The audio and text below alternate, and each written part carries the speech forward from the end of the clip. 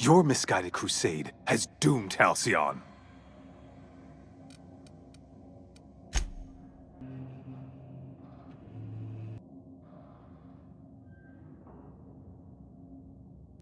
In any other circumstance, I'd admire your boldness. In this one, however, I have only 2 words for you. Fuck off.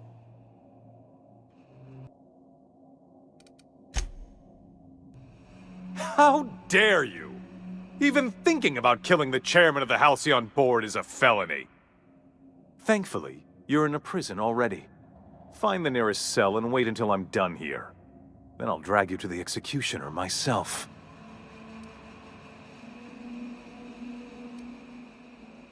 Is that what you think you're doing? This path of wanton societal disruption? You call that being a savior? I call it sabotage. You know what saboteurs get, Captain? Summary executions. In the next room is the finest automechanical purveyor of death ever made. Try not to scratch the paint with your skull, it was fucking expensive.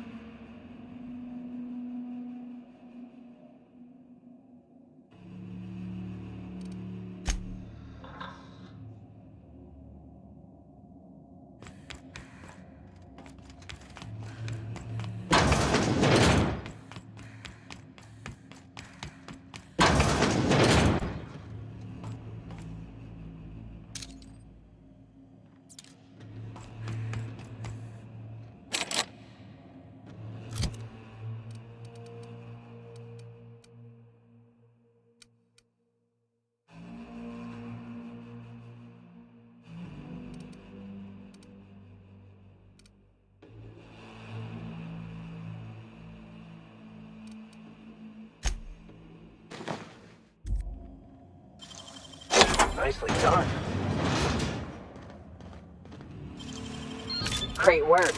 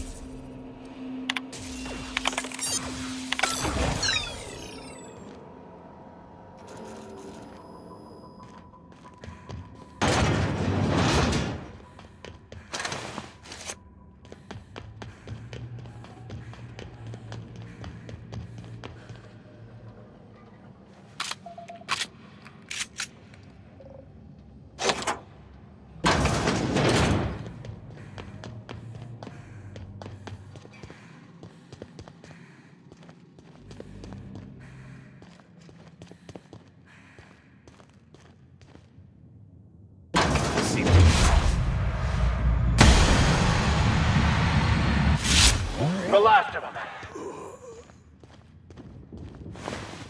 Get me out of here!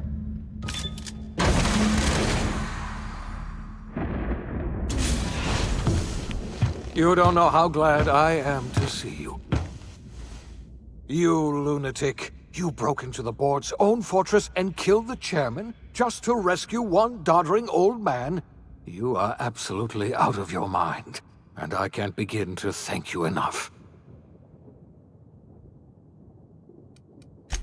I know, my friend, I know. And now it's finally over. The board's finished. It's only a matter of time before the entire system slips from their grasp. You've broken the board's stranglehold on this colony, and you saved my life. But there's still so much we have yet to accomplish. You and I are going to have to work harder than ever to save Halcyon. I'm afraid the situation is far worse than any of us ever anticipated.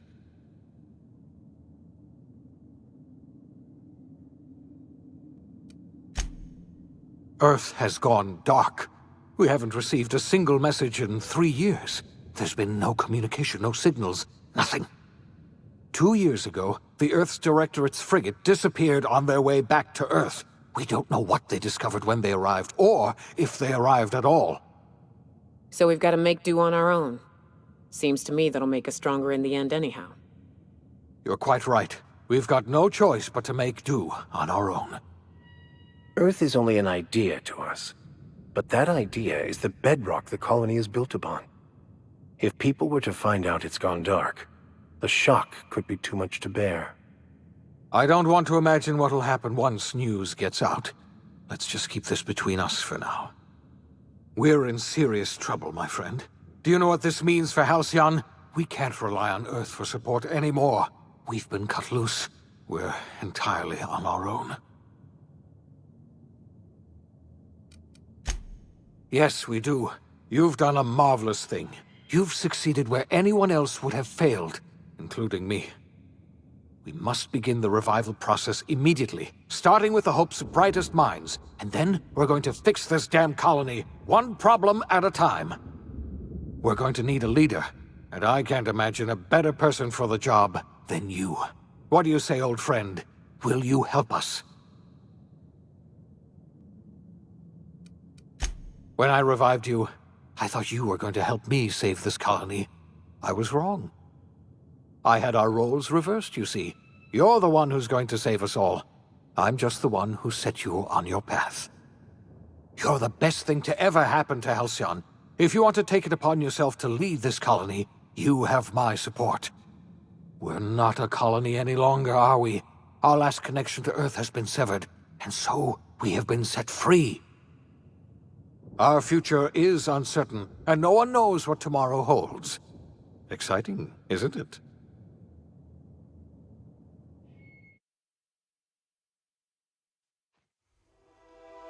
The OSI teaches that everything in the universe happens according to the grand plan. But the stranger that arrived in Halcyon was an unplanned variable. From the moment she landed in Emerald Vale, her actions altered the course of history.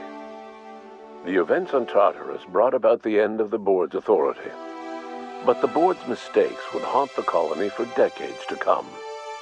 The damage they left behind would require the work of a generation to repair. Dr. Phineas Wells began reviving a handful of the Hope's colonists. Engineers, scientists, technicians, and intellectuals. They were among the brightest minds the Earth had ever sent out into the stars. The Hope scientists and engineers woke up in a colony descending headlong into total collapse. With no way to return to Earth, they had no choice but to band together and devote themselves to the cause of saving Halcyon. The people of Halcyon were nothing if not hardy. In the absence of the board's authority, many of the colony's settlements banded together with a single purpose in mind: survival. Life was especially hard in the years to come. Some towns dissolved by attrition and starvation, but most of them found a way to carry on. In the years to come, Halcyon was forced to reckon with its newfound freedom. The board was gone, and for better or worse, the colony was responsible for its own destiny. Between MSI's worker-centric policies and the iconoclast's manpower, Sanjar and Zora were able to rally many of the Terra 2 townships to their cause. MSI's workforce swelled, and the iconoclasts enjoyed a significant surge in their ranks. The board was too distracted by infighting and internal politics to stop MSI from becoming a powerful corporation and a refuge for townships that might have fallen through the cracks. Consumed by paranoia, Lilia Hagen took Sublight Salvage in a controversial direction, openly accusing board officials of an extraterrestrial conspiracy. One day, an accident at the Groundbreaker's docking bay silenced her forever. Time would tell if her replacement could keep the Sublight family together. Adelaide McDevitt replaced Reed Thompson as the leader of Edgewater. She and her followers transformed Edgewater in their image. Anyone loyal to Reed was pressured into leaving town, and those who stayed behind adapted to her way of life. Adelaide transformed the old cannery into a new garden. The nearby Edgewater Cemetery provided a convenient source of fertilizer. As for Reed Thompson, it was said that he lasted exactly 2 days outside the walls of Edgewater. Years later, a marauder was found in possession of his hat. Under the leadership of Junlei Tennyson, the Groundbreaker held firm against corporate influence. The ship's mechanical stability gave Junlei the time to educate a promising generation of engineers, schooled in her family's traditions. The future of the Groundbreaker looks promising. The rediscovery of the Hope and the abandonment of the lifetime employment program forced Byzantium to come to terms with some uncomfortable realities about the state of Halcyon. While Byzantines were reluctant to surrender the luxuries they'd grown accustomed to, the board's diminished authority gave them little choice in the matter. Nearly everyone had to learn to make do with less.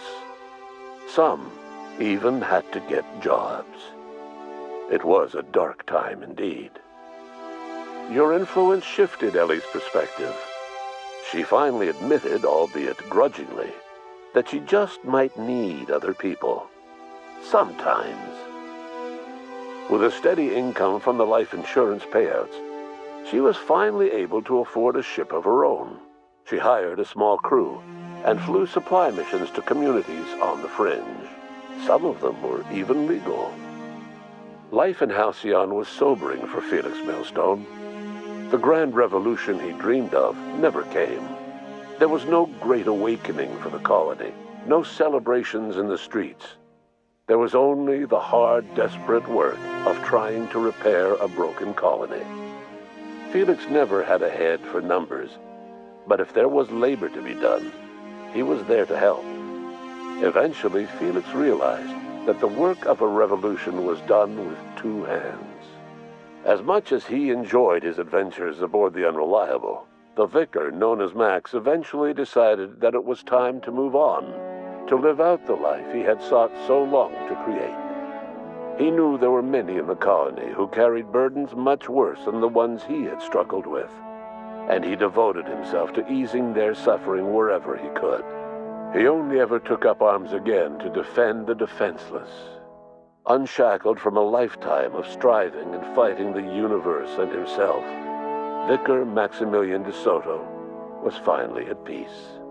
Once the matter with the Hope colonists was resolved, Junlei bashfully asked Parvati if she'd like to join her permanently on the Groundbreaker, and Parvati enthusiastically, if somewhat awkwardly, agreed. The stories of her adventures spread across the colony, and Parvati soon found herself the center of attention. Having served as the engineer of a renowned spacecraft, tramp freighters and wildcat miners sought her out by name, and in no time, she was a fixture in the Groundbreaker's mechanical ecosystem. She and Junlei were never far apart. Nyoka returned to Monarch to take another crack at making a permanent life for herself. She formed the Charon Group, a mercenary outfit of ragtag survivalists and wilderness experts. Anyone in need of a guide, or just looking to throw back a beer and swap stories, could find her camping on the trail or clearing an infestation. The SAM unit that accompanied you spread awareness of the product line's superior sanitation and maintenance capabilities across what was left of the colony. This led to a boost in SAM unit sales. Did you know that SAM units are the longest-lasting, toughest-acting cleaning solution in Halcyon? Minister Clark was released from house arrest, and his contact with you gave him a sense of renewed purpose and vigor. Once it became clear that no help would be coming from Earth, he threw his considerable efforts and talents into helping Halcyon manage the crisis before it. As for Dr. Phineas Wells, he spent his remaining years in his orbital lab. He eventually came to terms with his own past and was able to forgive the mistakes of his younger self by devoting his remaining years to serving the colony. In the end, Dr. Wells was able to save every scientist and engineer aboard the Hope. Over the next decade, nearly all of the Hope's remaining colonists were successfully revived. Halcyon saw a period of rapid technological and scientific advancement. Breakthroughs in dietary supplements saved the colony from starvation. Geoengineering projects and social reforms began to change the structure and character of the colony. Dr. Wells laid the groundwork for the project to save the colony, but he would never live to see the fruits of his labor. He passed away a few years later.